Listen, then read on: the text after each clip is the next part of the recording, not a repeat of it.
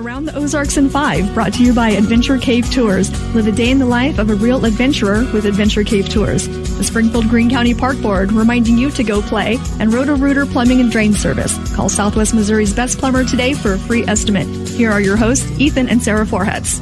And it's Thursday. Happy Thursday to you. We're making our way through the week. Been a good week, I think. Busy week. Everybody's working for the weekend. Anybody? That is true. Okay. That is true. All right, we'll get you some news before you get there. So here you go. The Missouri School Board heard the voices of parents in the state and has decided not to develop kindergarten through 12th grade standards for social emotional learning, or SEL. It seems a very strong response during a public comment time had a big effect on them choosing to do that or not to do that. More than 1,800 people commented, many of them arguing that it is not the job of the schools to teach through emotional social learning. State Commissioner of Education said, you've got one side of the argument that feels that there should be no SEL. That is the responsibility of the parent. And then you have the other side that believes in SEL, but wants to load it up with some political or ideological agendas.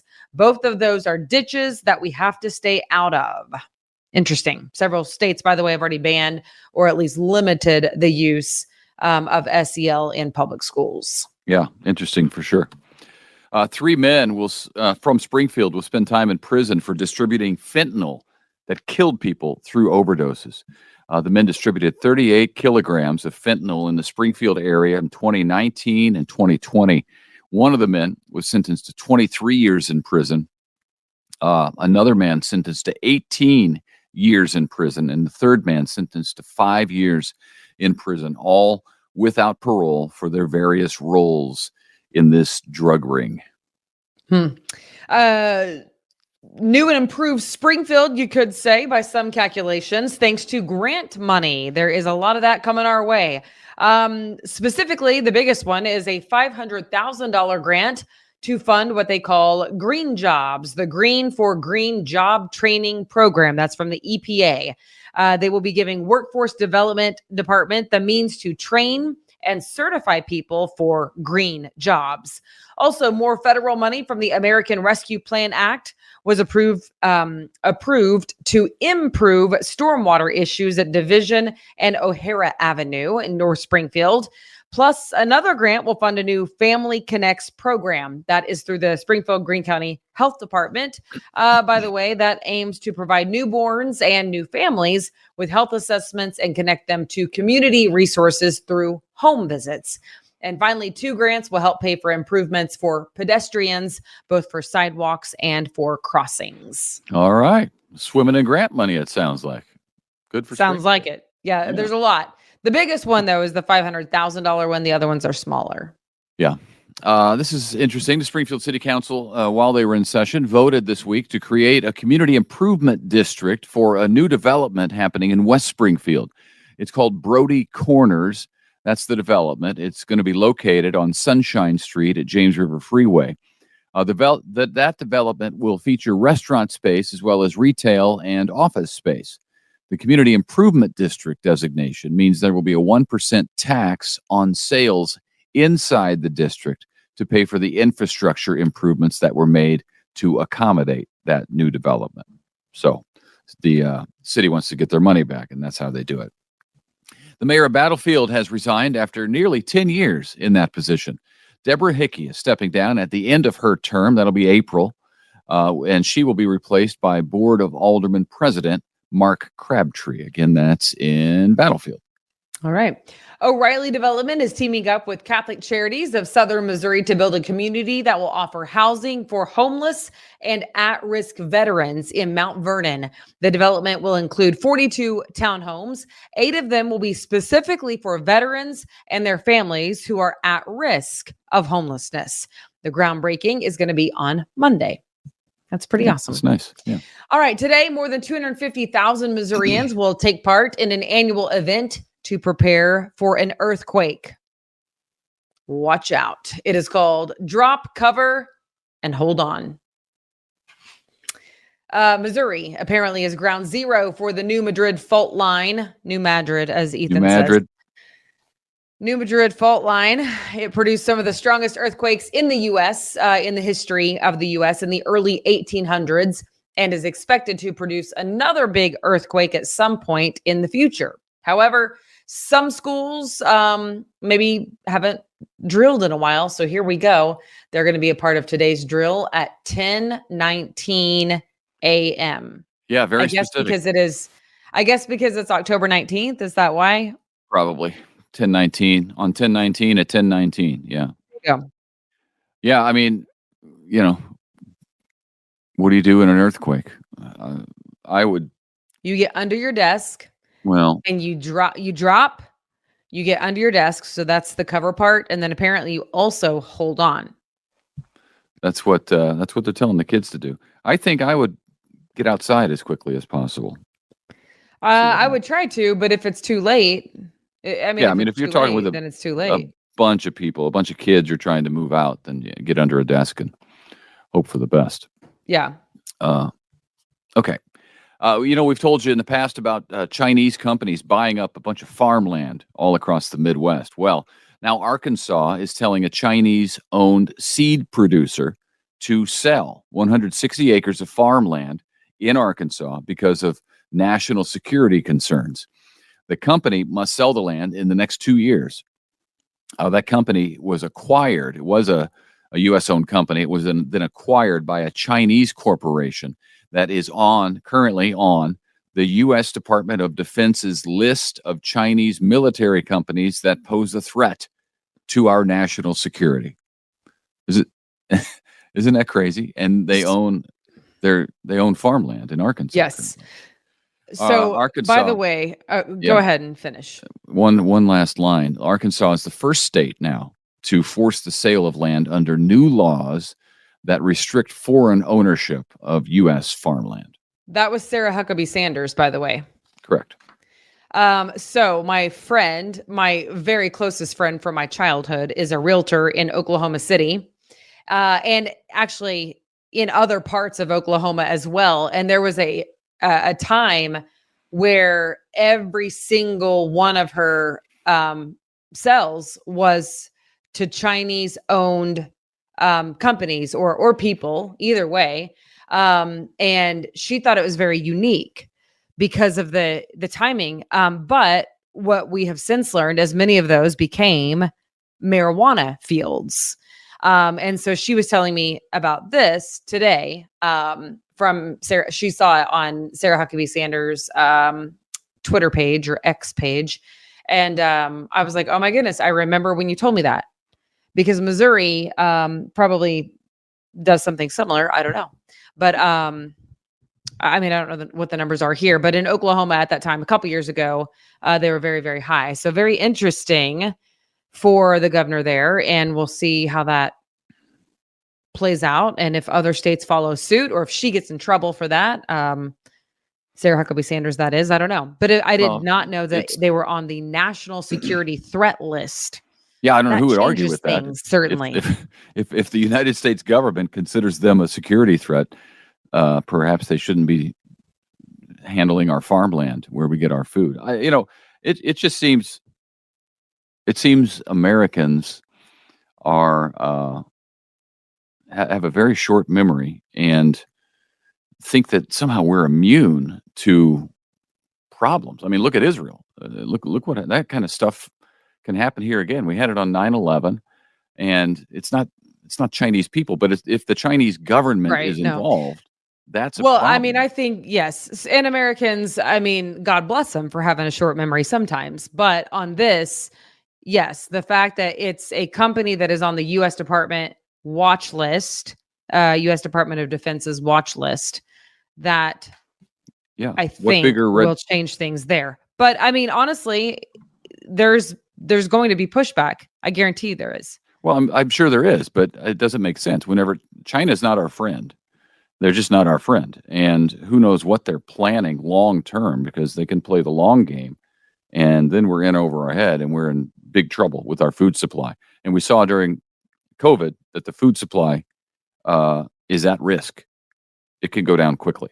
Yeah. So anyway, we'll see what happens. I don't know. There's probably going to be we'll see if there's like some vetting process, because obviously there's plenty of, Chinese people. I know China as a whole is not, but plenty of Chinese people who. We're talking about the communist Chinese government is what we're talking about, and companies that are run by that government.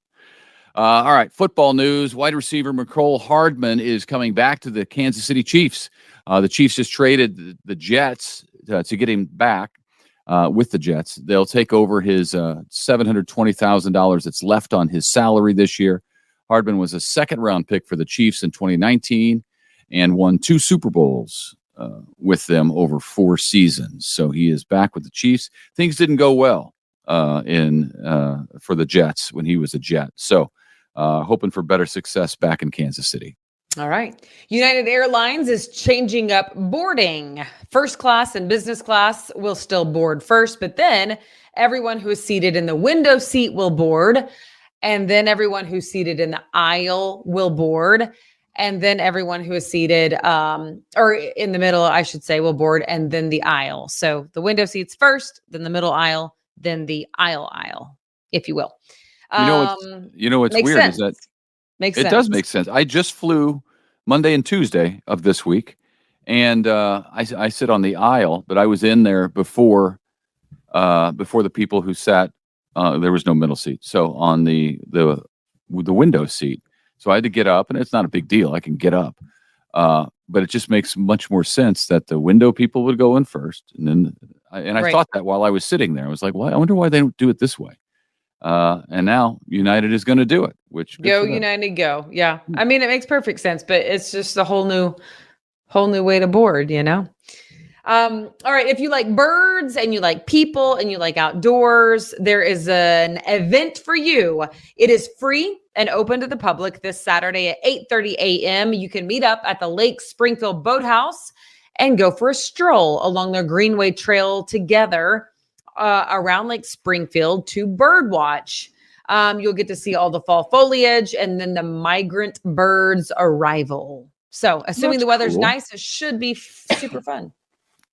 Oh, that's a neat idea. Yeah. I wonder what kind of a crowd they get for that, because that sounds like fun. Yeah, it's a bird watching thing like the Audubon Society, but was it called like Birdability or something? I don't know. It's like a neat little national program that we offer here locally as well, apparently. Yeah, that's neat. There would be a lot to learn about birds, I'll tell you that. I know. You can see them through the leaves. You'd think it'd be better in a couple of weeks when more of the leaves are gone, but maybe the birds' migration deal is over by then. Yeah. Okay. Well, thanks for joining us. Hope you have a great Thursday, everybody.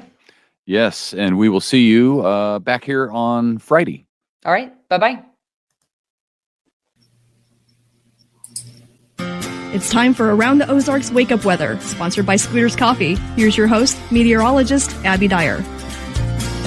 Good morning, everybody. It is Thursday, October 19th, and it's going to be a beautiful day in the Ozarks. We had a cold front come through late last night, early this morning, and what it's going to amount to for us is a stretch of just absolutely beautiful days. We've got temperatures this morning in the mid-40s, jacket weather definitely, but really not too bad.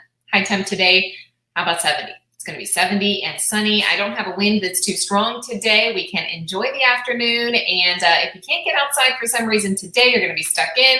Well, there are a lot more really nice days in the forecast to pick from. That's the good news that I get to deliver to you on this day. High pressure is settling into the Ozarks, and it's going to stick around for several days. This is going to mean several different things for us. Number one is that we see some sunshine return to the Ozarks. We have high pressure in control. It means sinking air. Not a lot in the way of cloud cover, so we're going to stay sunny today. I have dry skies in your forecast overnight tonight, and then more sunshine on the way as we creep closer to the weekend. Not a whole lot happening, not just here in the Ozarks, but really most of the Midwest is experiencing this nice kind of seasonal fall air mass. All the activity is out along the cold front on the East Coast, and the cooler than average temperatures, they're going to stay on the East Coast as well.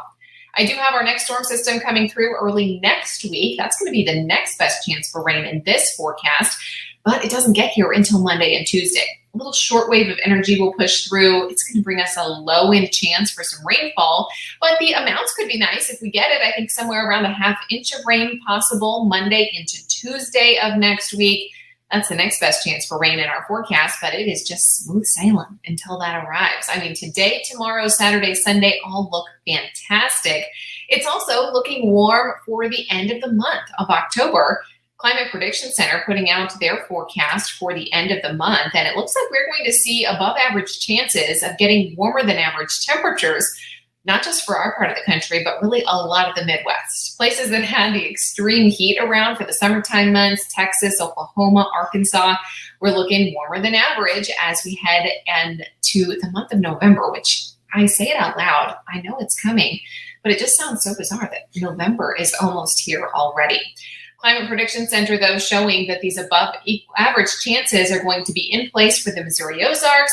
And then I really think we're going to see the heat dome impact the Ohio River Valley, much of the East Coast, and then all the way back into the Gulf. That's where those warm temperatures will hang out as we head closer to the end of the month of October and get closer to Halloween, which hopefully for us means that we have nice weather for Halloween. That's always can be a toss-up. I remember so many years in the Ozarks where it just rained a whole lot on Halloween night. All right, as we look at the forecast for the next 4 or 5 days, things are looking pretty calm for us. High temperature today in Springfield, how about 70 degrees? Sunshine in the forecast today, even less in the way of clouds on Friday and Saturday, and temps warm up a little bit too. I've got low to mid 70s in the forecast both Friday and Saturday. And then by Sunday, maybe a little bit more cloud cover ahead of that short wave, but I still have a high temperature of about 74 degrees. So just beautiful weather as we head closer to the weekend forecast. Around the country, making headlines today, we are talking about rain for the Great Lakes region. Rain and thunderstorms are also in the forecast for the Mid-South, all the way back to the Southeast. In fact, the Southeast looks to hold on to some of the cool into the weekend. Temperatures around the rest of the country are warming up, but places like Florida, you're going to be below average. I was telling you yesterday about some of the high winds with that Alberta clipper that came through. If you haven't seen the images from Montana on Tuesday, you got to look them up. It's like this unbelievable sight. I've never actually seen tumbleweed pile up like this. I mean, you know how like in the wintertime we get all of those images of these major snowstorms and people are like opening their front door and it's just full of snowfall? Well, it's full of tumbleweeds in Montana. Homes just totally buried in these because in Great Falls on Tuesday, that storm system came through. It had like 60-mile-an-hour winds with it, and the images coming out of Montana are pretty incredible. So they're probably still cleaning up all that tumbleweed and digging out from the mess that was made in Great Falls, Montana. Pretty incredible stuff there. All right, it is time for your Wake Up Weather Brain Twister question for the morning, sponsored by Scooters Coffee. Here's the question that I left you with yesterday. In 2002, what cost $1 million to send to the International Space Station? Do you think it was A, a CD player, B, a pineapple, C, a screwdriver, or D, a pizza? If you submitted your guess and you guessed D, a pizza, you are correct. Personally, I think it sounds like the cost was a little bit low, but here was the deal. This was actually an advertising campaign by Pizza Hut. The BBC reported in 2002 that Pizza Hut paid a Russian space agency about $1 million if they would load a pizza onto one of their supply rockets for delivery to the International Space Station. So this was not like one single pizza, not a big order of pizza either, just one pizza with the supplies that were going up to the ISS anyway. In return, they wanted footage of one of the astronauts flashing a thumbs up while downing one of these pieces of pizza. An expensive ad, but people loved it. Of course, it was posted everywhere. It was shared in newscasts and everything all over the place. So it was pretty good. It was seasoned, by the way, with extra salt and spices to compensate for space's effect on the human taste buds. Apparently, you gotta add some more jazz to it to make it taste a little bit better. It was topped with salami because the company learned that pepperoni wasn't shelf stable enough for the lengthy delivery time. I guess the pepperoni that Pizza Hut uses. I don't know. I keep my pepperoni for a long time. Maybe I should. Kind of interesting though. Only $1 million. I feel like that's a pretty good deal. I would eat a slice of pizza for you for a lot less than that. If anyone would like me to. Just kidding. No one. I'm not on the International Space Station. It is not as exciting. All right. Here's your brain twister question for tomorrow. The horror film Halloween is considered a classic, spawning multiple sequels and remakes. But in what year did the original movie release? Do you think it was in 1976, 1980, 1978, or 1982? I, for one, am not a fan of these movies, so I do not know, but I know there are a whole lot of versions. I've seen snippets here and there, but let me know if you know or if you have a guess. You can submit that aroundtheozarks.com. You might as well guess. It's a chance to win $20 to Scooter's Coffee every single day on Around the Ozarks Wake Up Weather. Who doesn't want a cup of coffee to start the new week? So head on over to the website. Submit your guess there. You can also find detailed weather information, and I will catch you back here early tomorrow morning. Thank you so much for listening to Around the Ozarks Wake Up Weather, and make sure you subscribe wherever you get your podcasts. Enjoy that sunny sky and 70-degree temperature today. Have a great one. It's time for Around the Ozarks Sports Scene with Scott Puryear. Now here's your host, Scott Puryear. Welcome to the second edition of the Around the Ozarks Sports Scene. Scott Puryear. Fall is in the air. You can feel it. It's football weather out there right now, and love it. I mean, you get out on Friday night, Saturday afternoon, it just feels like football. Had the pleasure to go out last Friday night to Republic to watch a showdown between Nixa and Republic. More than 4,500 people in the stands. Nixa wins it on a field goal as time expires, 31-28, and just a classic. Second year in a row that we've had that kind of a game between those two. After Republic won 36-35 at Nixa in overtime the year before. This has become the marquee matchup in the Ozarks for now. And so, anytime you can get those two programs around, taking it down to the wire, almost 5,000 fans in the stands, highly encourage both fans and administrators at some of these schools to go to one of those games and see what a game day atmosphere is all about, because Nixa and Republic have kind of got it cornered on the market right now. A couple other notes. The Kansas City Chiefs grinded out a win last Thursday night against the Broncos, 19-8. It wasn't a thing of beauty, but now the Chiefs, a little time to get ready for the Chargers coming to town this Sunday. Of course, the Chargers dropped a Monday night football game to the Cowboys to fall to 2-3.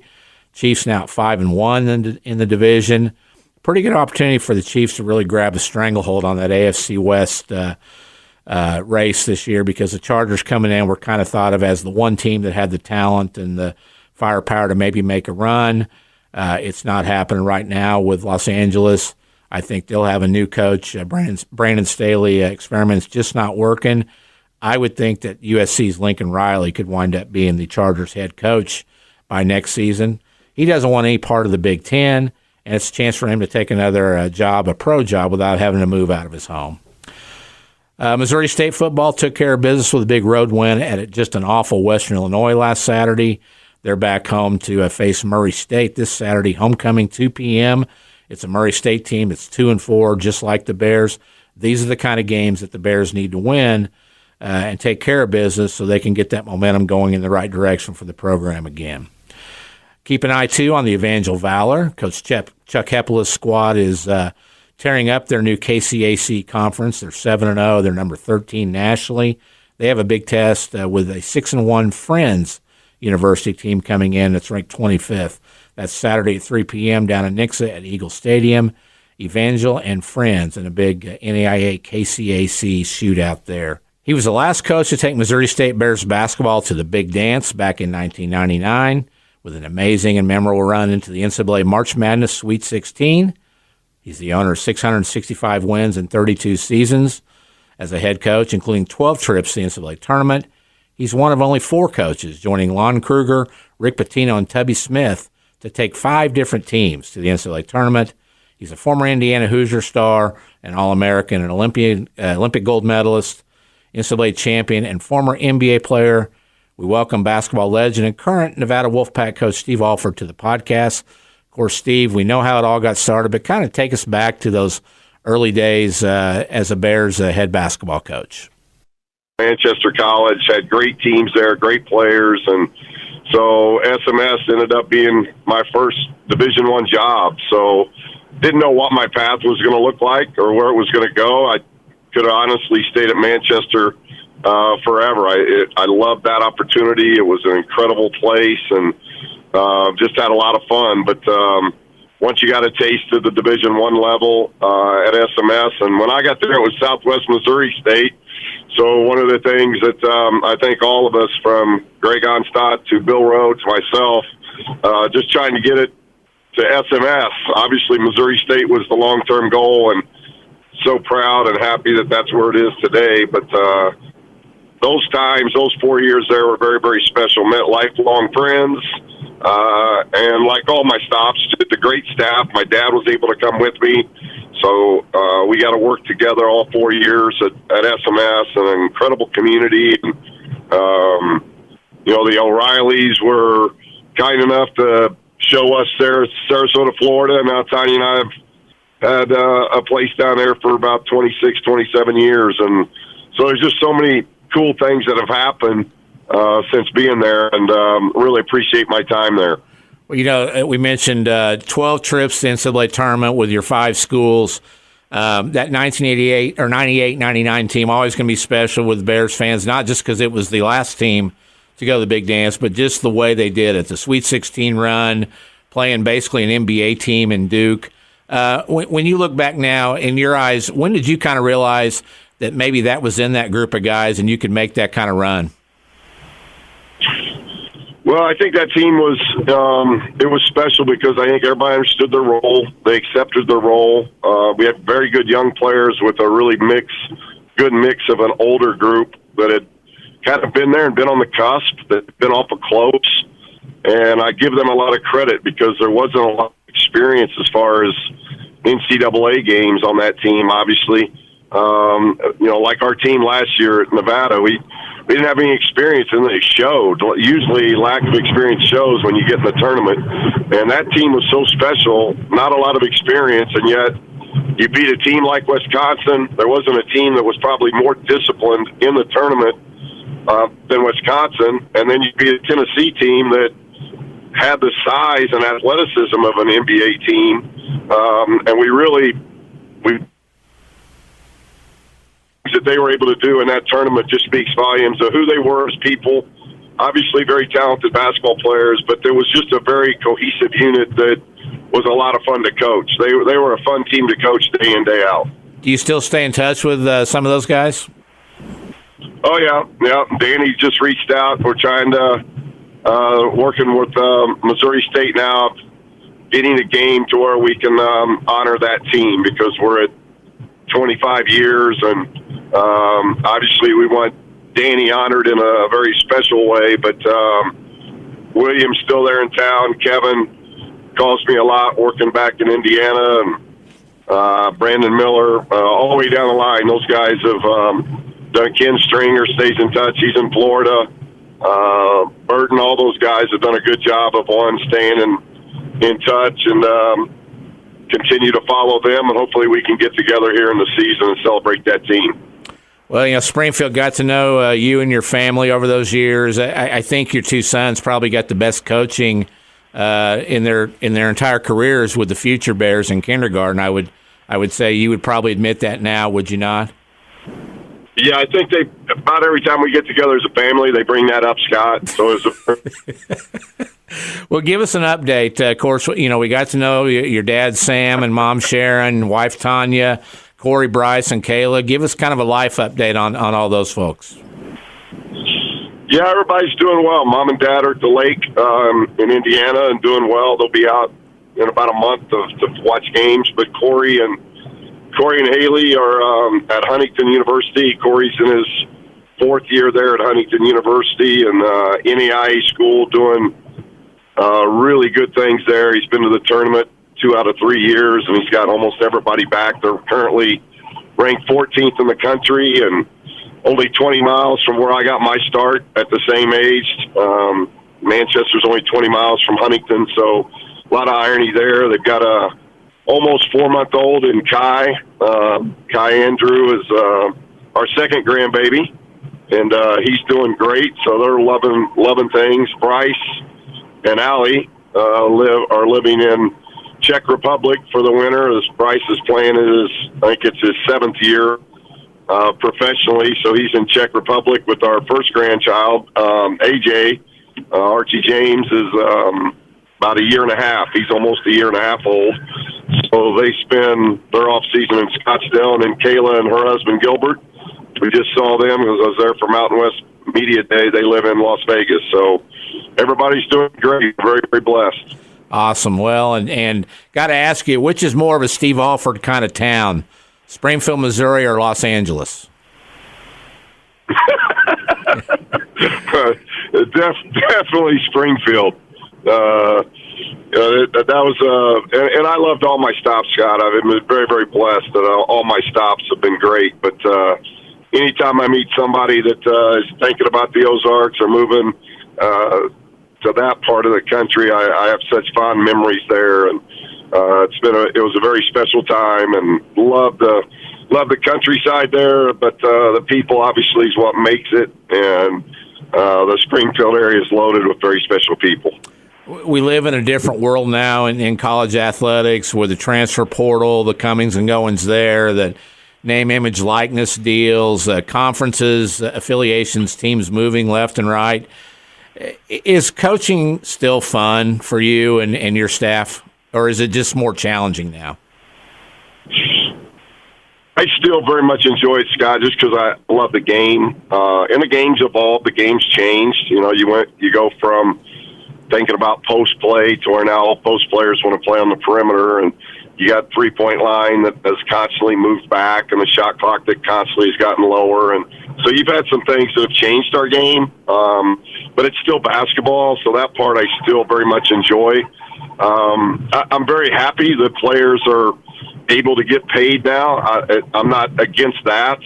It's not a good formula now. The thing that probably disturbs me the most is there's not a grind like there used to be. And all the way back to when I was a freshman, and I get there's different eras, but learning that not everybody gets a blue ribbon, not everybody gets to play, not everybody career path is going to look the same. It's about work. It's about what work you put in. And I think a lot of the things that are set up today is so much about everybody's going to be equal on the same playing field, the same basketball court. And that's just not, one, I don't think it's good for athletics, but I don't think it's good for guys down the road.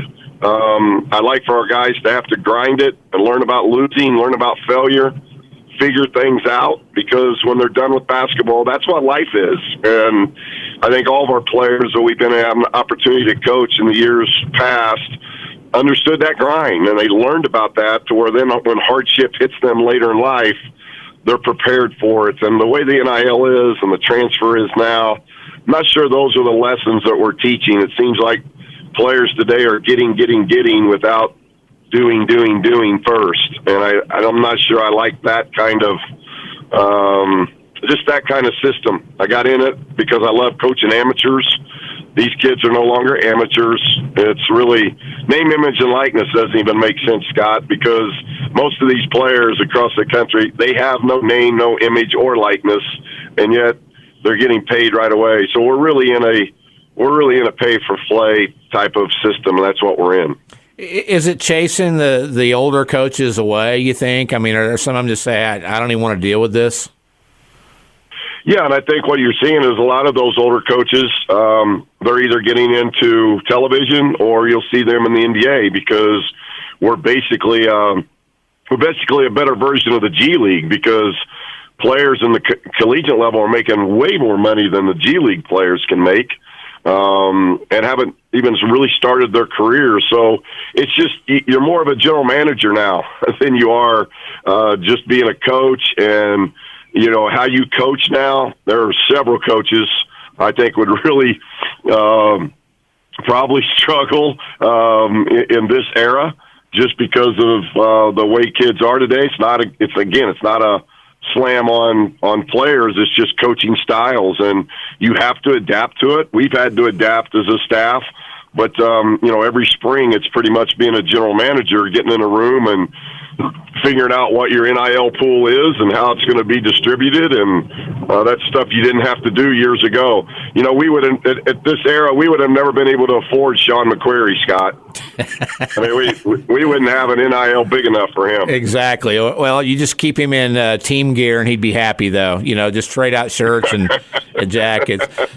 Speaking of your Nevada team, great year last year, 22-11 final mark. You go to the tournament for the first time since 2019, the big dance. How did the Wolfpack look for this season in Mountain West play? Yeah, we're real excited about our team. We're old. We got 6 seniors. 3 of them can still come back for another year. That's different, too, with the COVID situation. You guys are getting that extra year. So this is the oldest team we've had. We've got experience. Last year we didn't have any experience. We had major injuries. 3 major players missed the majority of the season last year. So those guys are back healthy. We've got experience that we didn't have last year. So we're very optimistic. We're hopeful. We're injury-free right now. So if we can just continue to grow and develop, we've got a great schedule ahead of us. It's just the Mountain West is a very demanding basketball league, and it's going to be that way again this year. We've got some really good teams in our league, and hopefully we're going to be one of those. Saw some great news on your end there with the Grand Sierra Resort Arena coming in 26, 27, somewhere in that time frame. Looks like you're going to have a spectacular new basketball arena to play in, and kind of a Topgolf right next door to it. That's your perfect world, isn't it? Getting late in my career, Scott, I couldn't ask anything better. I can coach basketball and at lunch walk over and pound some balls into a lake. So it couldn't be any better, but it is special. Alex Moreau, who owns a Coyotes NHL team, owns our GSR, and for him to do what he's doing is, I think we'll have the best facility out west. I think you'll start seeing NCAA rounds come to Reno. You'll see MT events come to Reno. It's going to be great for our community, but obviously outstanding for our basketball program. We couldn't be more excited. Speaking of golf, how is the golf game these days? It's going.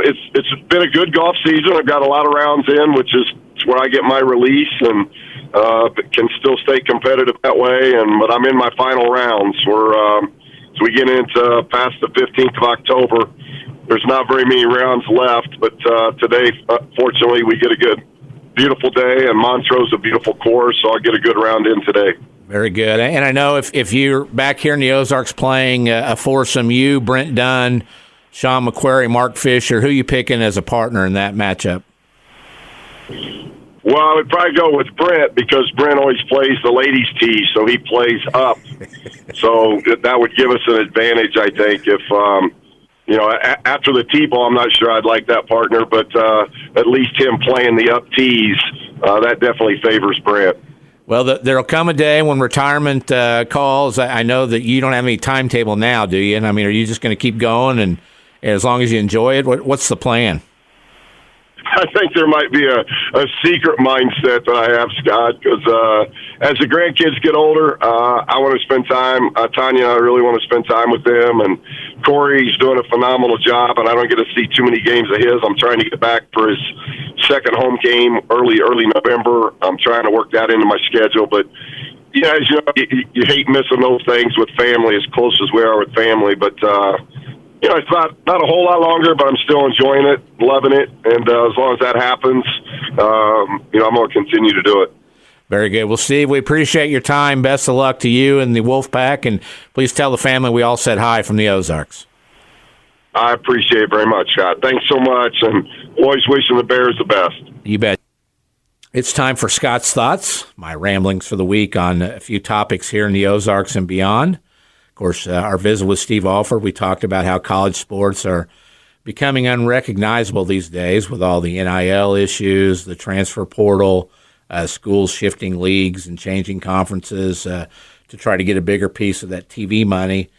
We kind of saw a mini version of this happen in our area over the past week, with the Ozark Mountain Conference being formed for local high schools. Had a couple teams from the Big Eight, COC, the Ozark Conference all kind of jump ship and form their own league. I don't mind this. I think it's a good idea at the high school level because anytime you can pair teams that are pretty similar in enrollment and school size and roster size and things like that, it just makes for a better experience for those high school kids. And in fact, I think it may be time for Springfield Public Schools to take a look at their, for decades they've had that all for one, one for all mentality, and maybe take a long look at moving a Kickapoo and possibly Glendale into the COC with the likes of Nixa, Republic, Ozark, and schools that have now grown to be their size and their competitive level. Might be a good thing for them. And on the same end of that, Parkview, Hillcrest Central, maybe take a look at leagues like the Ozark Mountain Conference that may be a better fit, or the Big Eight, so they can have more kids come out, have fun winning games, and just a better experience for high school kids.